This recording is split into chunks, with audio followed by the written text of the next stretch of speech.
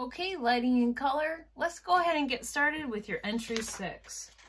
You'll see that I have the sheet printed out. You do have a PowerPoint file available to you under your week 6 module that helps you to just have it as a PowerPoint, so it may be easier to go ahead and print that off.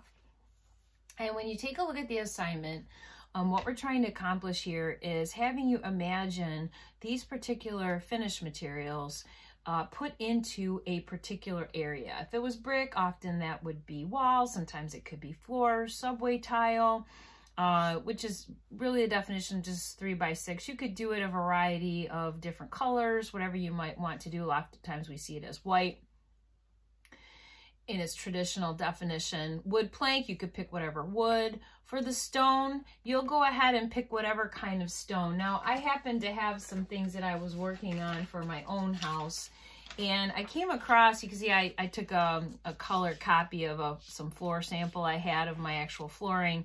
I happen to find this in a tile catalog, and I thought it was pretty good because it was a 1/4 inch. This was a 1/4 inch elevation of the bathroom I was working on, and I knew it was pretty close to the size of how it would look installed.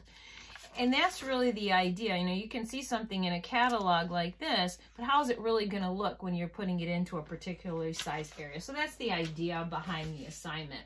Like here, even if I have an example of the wood grain, I want to imagine for my wood planks that they're only 4 inches wide, and we're going to scale this out. Now, I mentioned that scaled elevation in which I would have been using a ruler and a 1/4 inch size ruler. But often what happens is you inherit plans or drawings or sketch of an object, and you're trying to imagine, what is the repeat going to be like for the brick? What's it going to look like in that particular area? Or you get a floor plan from a client and you don't know exactly what the scale is. You want to find a gauge. Maybe it's a doorway, something like that, to figure out what size it is. Now, I'm taking an extra piece of paper that I have. And the way you're going to do this, and we're going to do this when we do it for fabric patterns as well, on our sketches that we've done, and you just submitted them as black and white, we're going to actually put color, and you're going to have to come up with a pattern idea from an object drawn 3-dimensionally. Here we're going to imagine that it's flat, whether, again, it's walls, ceiling, floor, however it might be. And our gauge is this right here. So you're going to make up your own scale. If you want to, you can use the corner side of a piece of paper, and we're going to come on in here, and we know that this then is 3 feet. We'd start at 0, and then we want to figure out where 1 and 2. Now, you could eye it and see how it evens out. One of the things that I do a lot of times is I just fold the paper. So I'm folding it and trying to make that equi-sized when I fold it. And then where I press it to the flat, I've got marks in it, that are left from the folds, and I can go ahead and I can mark that out so that it said it was 3 feet. How do I measure that? Well, you've got to measure that. There is no stated scale of 1 inch or 1/2 inch or whatever. You're making up your scale to see what it would be. And then you can fold it again in between these if you want. If you feel you can eye it, I feel comfortable eyeing it. So I'm going to find the halfway mark. So for instance, this would be 6 inches. This would be 18 inches.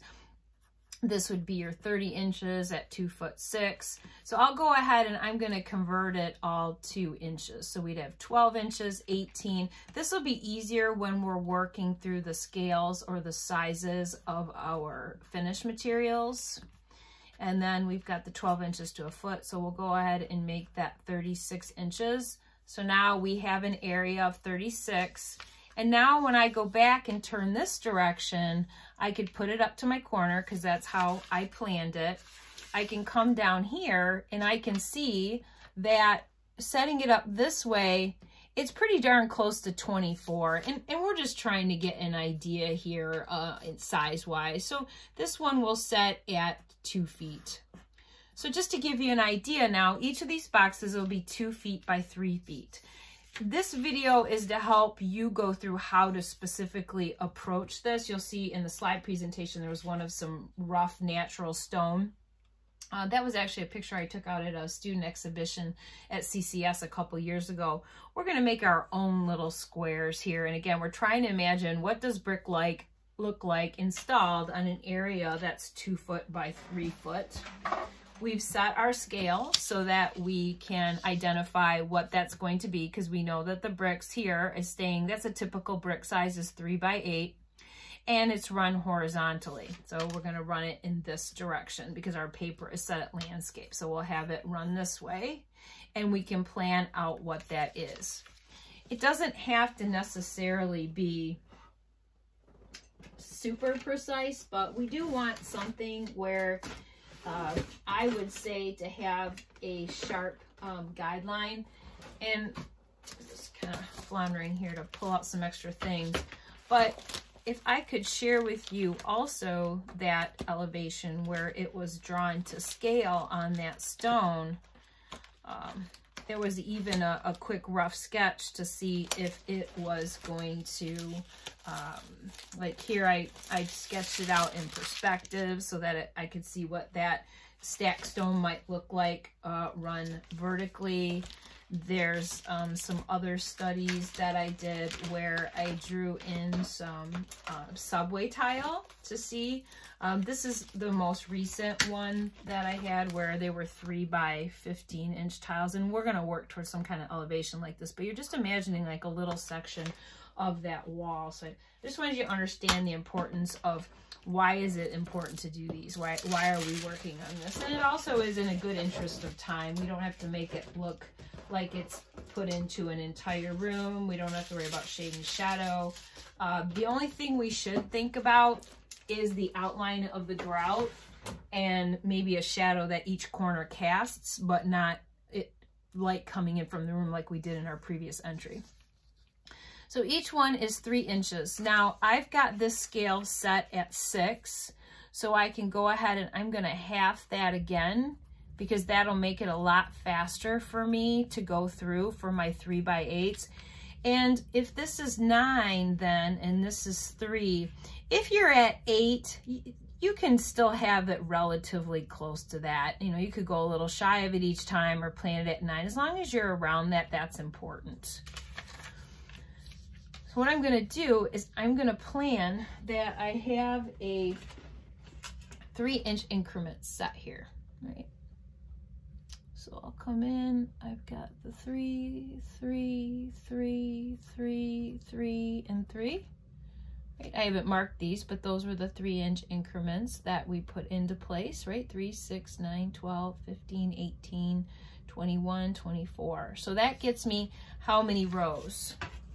And to begin with, my point about talking about the elevation I drew was that I actually physically drew it on the board, and we will do that on another one for an actual elevation. But for now, I would just go ahead and hold this square to the page.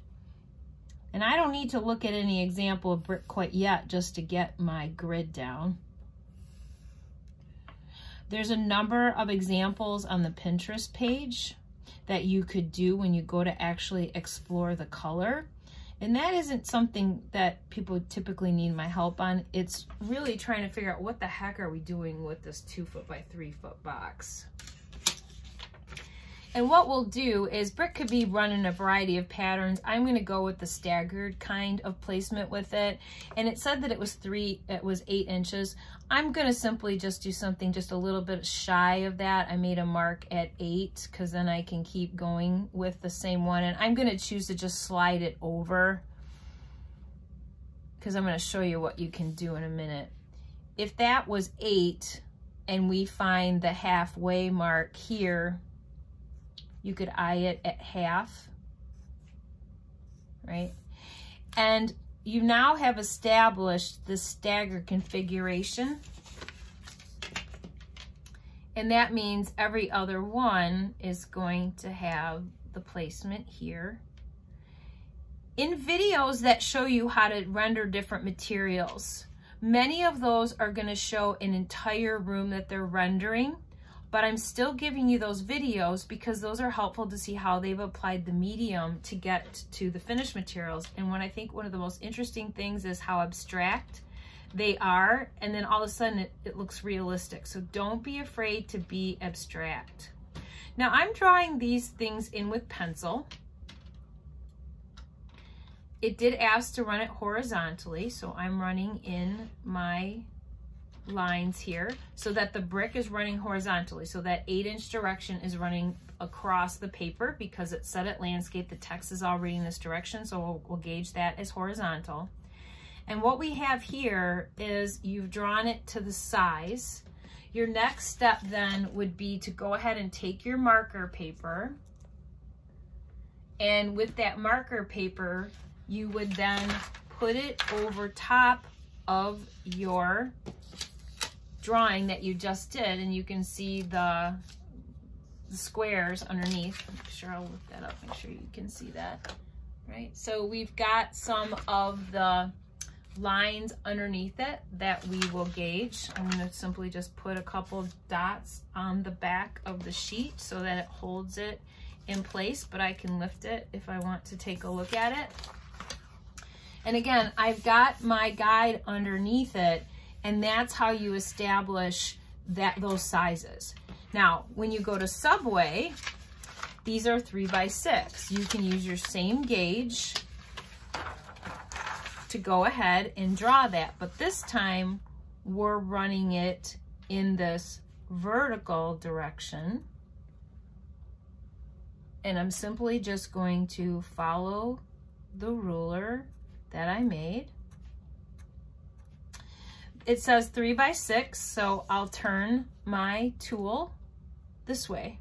Now it's 3, we got to run it vertical, so I'm running the 6-inch lengths.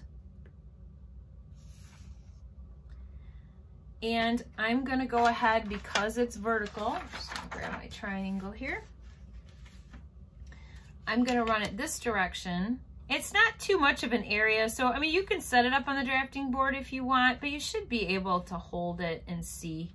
You know, I'm pretty fanatical about keeping it straight and precise. We're not in an elevation. These are just some fun ones to do for little like colored or sample chips, so to speak. You're just making up your own sample board of the material. All right, so we have this in place. That doesn't change, right, because it's run vertically. It's this one that's going to do a same staggered effect like below, like above. So I'm going to alternate in between like so. And then you can have it where all of these, it's every other one. You could do a variety of stack placements. I'm going to do relatively simple here. Sometimes it's, you know, it's fun to go above and go a little crazy on things and have a lot of fun with it and spend hours and hours, but I'd like you just to do some basic examples to get started. I think the more difficult you make it, the harder it's going to be to render it. So just do some basic samples of the materials. I wouldn't select something that's too difficult for finishes, like a glazed finish that has iridescence to it. Just pick a nice matte finish on things or solid colors. You'll have enough to work through with doing the outlines of things. So you would put these in place, and then with your wood plank, for instance, you've got 4 inches. So in that case, you might want to do you could do 4 and 5 here, so you could set 4, and maybe you want to highlight it. That number 4 helps you kind of see the 4-inch wide planks. It says it's run horizontally, so you could come in here, you can go here. You could mark them 4 inches down the way if you want to change out your scale. I think this is a little bit faster. I can just keep using that same scale. I'm not flipping to look which scale is where. And you can see it ends up to be an oddity on the end, and that's fine. The wide planks, what you can do is take a look at examples, and you can figure out which one you want to go with based on a plank size. You could look up the information.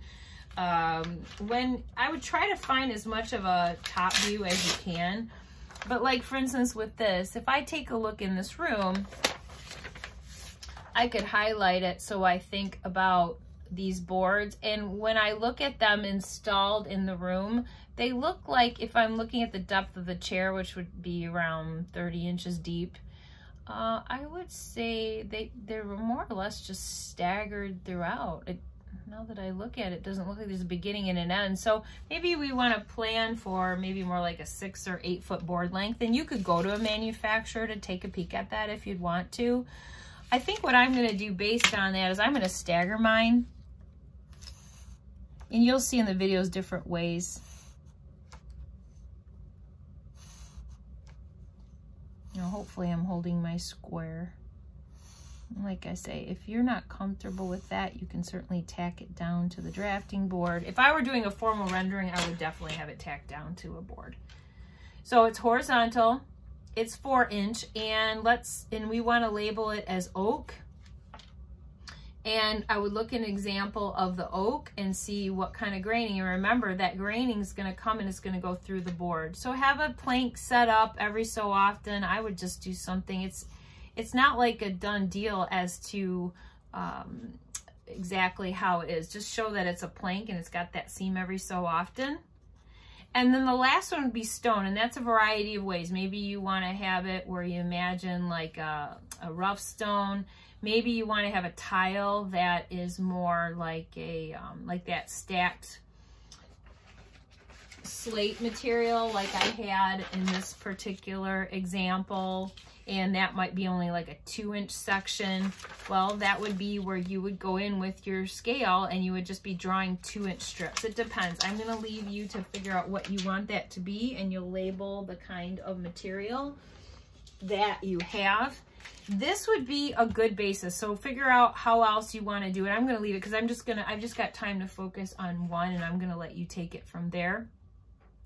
I'm gonna play around with this. I'm gonna look through my magazines and see which one. I want to do this really in live time, so I want you to see me looking through magazines. I'm not going to show anything on Pinterest, so there are many examples to do that. I'm not going to do it on Pinterest because it's a little hard with the screen. I'm concerned you won't be able to see it on the screen here. But you'd set this over, and now with your marker paper, you can imagine that you've got this kind of area that you're filling in. And then what you do is you're just going to go ahead and you're going to write that information so that we know what the sizes are, and use that as the base. And here, like the wood, I've already asked you. So like here, you would write oak and tell us the 4-inch planks run horizontally. Just repeat what you had here. And in these cases, I need you to specify the wood type and the stone type. But let's take a look, for instance. Let me see if I can find brick or subway tile. There is a natural stone here. If I want to do this one, I would look into some different examples. But I would follow an example. That would be the easiest way to go. So I'm going to find an example.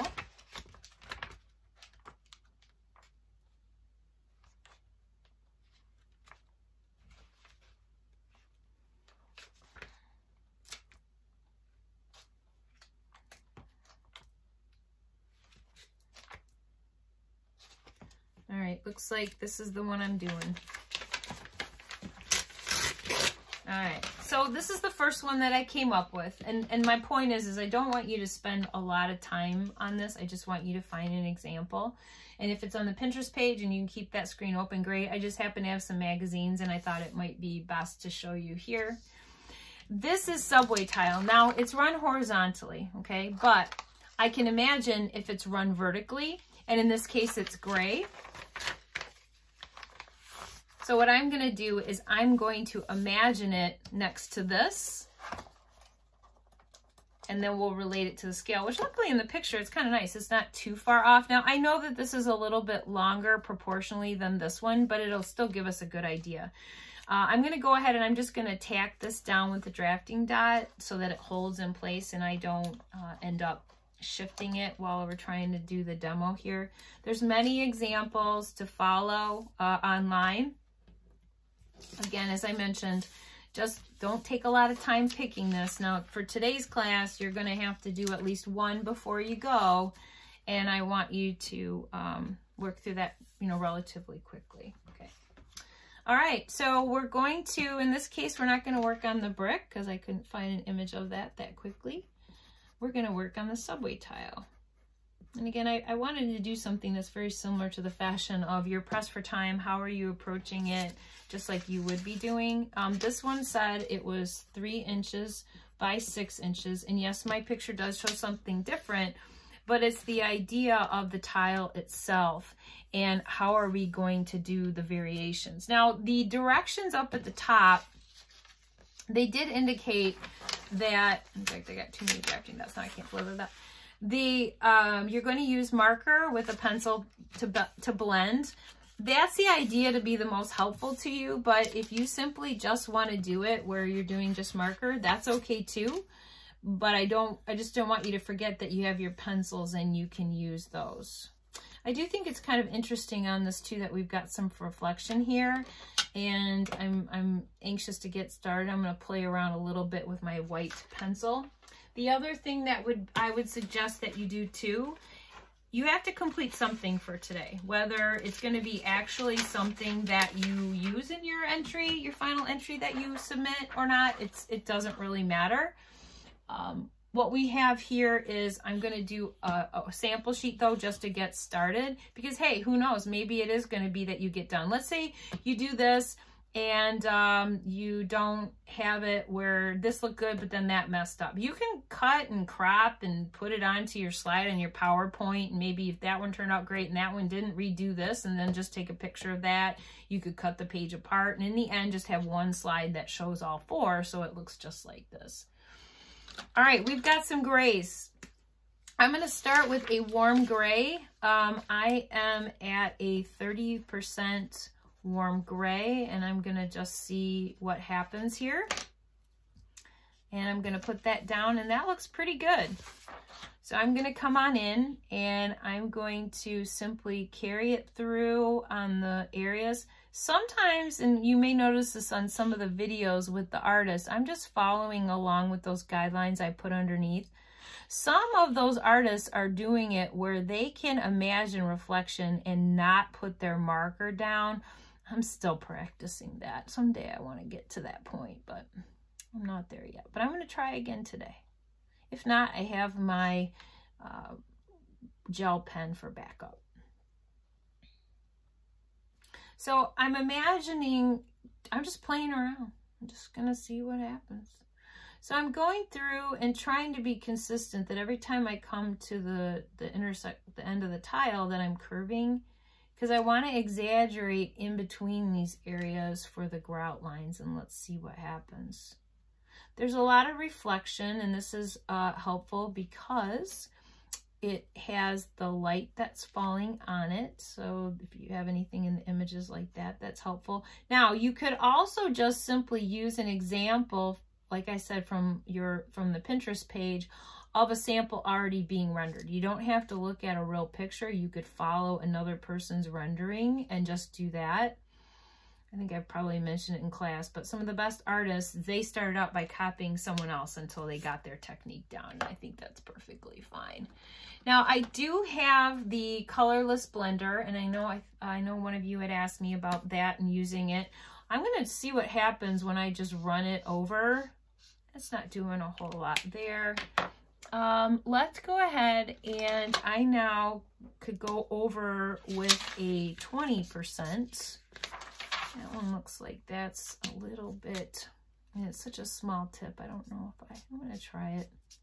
I'm just going to go over with 20 and try to fill in and see if I can't leave some gaps, again, to imagine some of that reflection and or grout.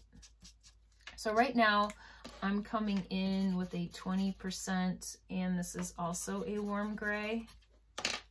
And now I'm coming in, and I'm keeping in mind that grid that I put down. There really isn't any point, because you say, well, I've only got a certain amount of time with class, and I've got to get this posted to the discussion board.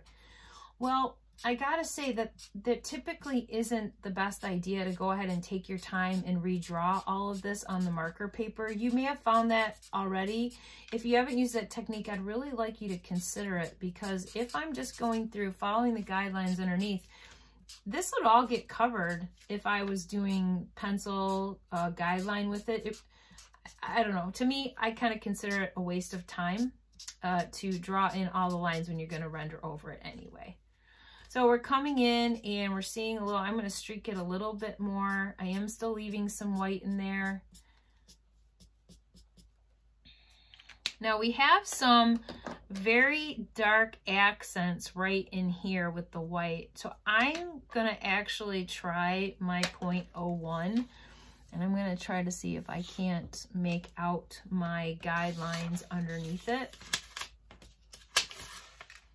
And it's getting a little bit hard to do that.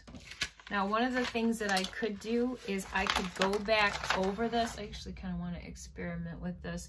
If I went over this and I did it in something that was a much bolder marker, let's see if I can't see this underneath there. That one's not particularly wide.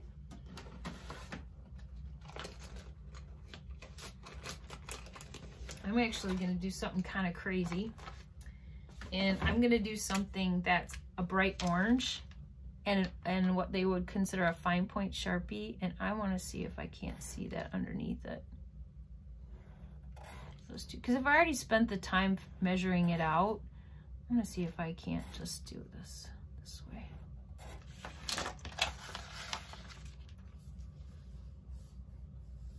Yep, I need it. I can't see it a little bit. I think I need it even bolder.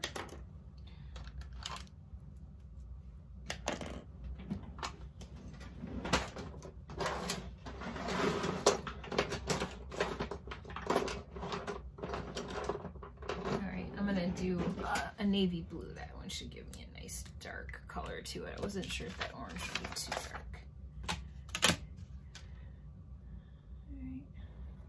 So what I'm doing is I'm trying to darken my line underneath it because I can't see it. Now, I could go in pencil on my drawing, but I'm fairly happy with how that marker is rolling.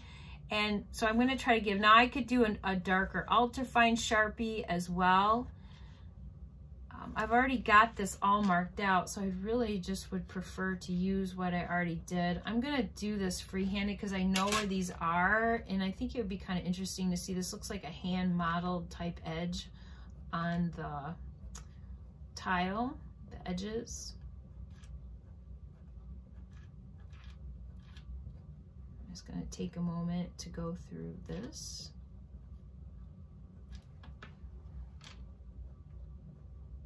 Should be able to see that better. I would imagine black is probably your safest bet, but I can see through better on this now. So I'm going to go ahead and I'm going to run it with the 01.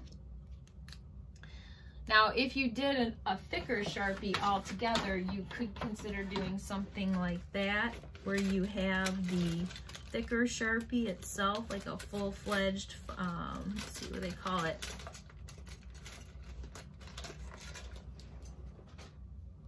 A fine point, and you could see with that being dark how that shows through. I'd still try to keep it as straight edge as possible, but you know you're not going to fill the whole line, so you could do something like that. And then that one you can see quite well through the page as well. So just some different ways. If not, do it in pencil. You can always erase it. I'm going to come back in, as I mentioned, with the 01, and I'm going to run the subway tile. In fact, I've got to have it come over the edge a little bit more. I can see that. Okay. And then I'll come on in. And I'm going to imagine what it is for the tile. There's a couple ways I could do this. I can either run it this way and come in, or I can just go through and do the lines and do something like that. And since I'm doing my first plan through, I think I'm just gonna go ahead and I'm just gonna do it all the way through.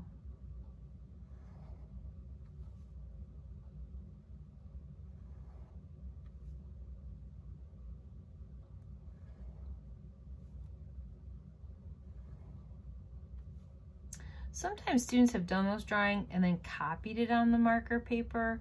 There are some different things I've seen done with that.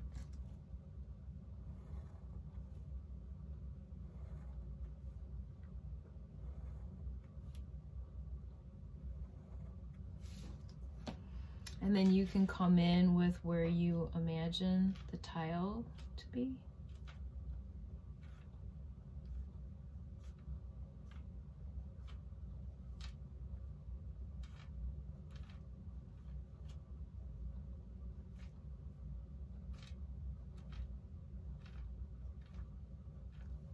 Right, so you can see how it's starting to work out. Now I could exaggerate it a bit more if I want. I'm only in an 01, so I could curve it out in detail. So that's actually working out quite nice to just go ahead. But then I can exaggerate it a little bit more with the grout lines. If you wanted to play with it to try to exaggerate a white grout line, you could do something like that. You don't want the grout to take over, but there are those areas, so there's things you could do with that, and you can see the reflection goes in there quite interestingly. And then if you want, if there's certain area, you could try that gel pen, right? You could come in with that and run the gel pen over here and complete that. So I'm gonna go ahead and pull that in closely so you can see what that's turning out to be. So this would be the area that I'm very happy with how it's working out. And that was the attempt at the subway tile, to have it look like this. Again, making sure it runs vertically. So I'm gonna go ahead and I'm gonna finish that.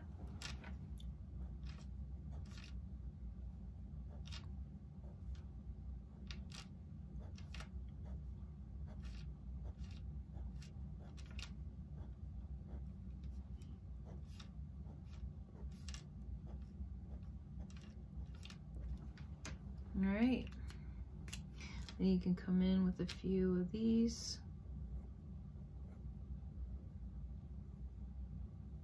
Decide if you want to have it with the grout. Maybe it's just every so often that you're gonna exaggerate that. Maybe it's around every corner.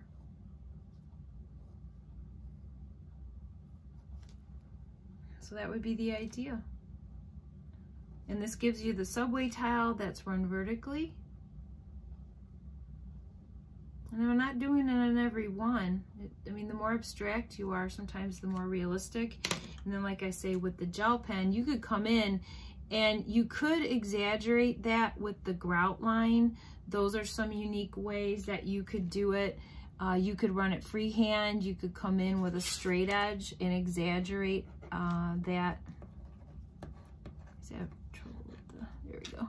I could exaggerate the grouts in between each of those and see how that works. But that would be the idea of the subway tile in the example that I ran. All right, I hope that was helpful, and I'll see you soon.